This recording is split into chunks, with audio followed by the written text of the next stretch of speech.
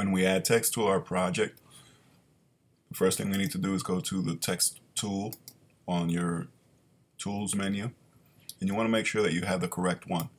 When you press down on the text tool, you want to have the one that says horizontal type tool. That's your basic text tool. If you click on that, you should be able to click right here on your project and start writing.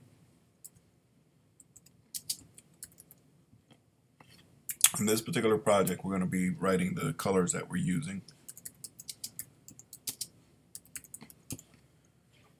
And so the important thing that you need to know is that oftentimes you might find that you have the same color selected up here, which is your color for your text, as you do down here, which is the color for what you might have used for your background. So if you find yourself typing and you don't see anything, it might be because the background and the text is the same exact color. So here's where you're able to change the text color right here. If you highlight your text that you wrote, you can click on here and then you can select the color that you might want to use for your text.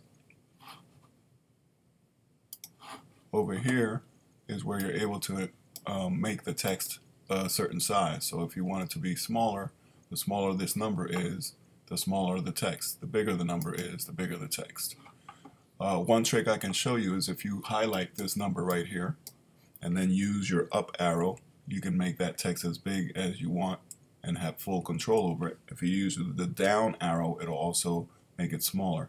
So you just highlight this number, make it bigger by just pressing the up arrow on your keyboard, make it smaller by pressing the down arrow on your keyboard. Over here you're going to be able to find your different fonts. So you can open up this list and look at some examples. On the right side it'll show you what that font looks like. And then another trick that you can use here is if you highlight one of those font types, you can actually go up and down using that up and down key as well, and you can go through all of the different fonts that are available in your Photoshop program.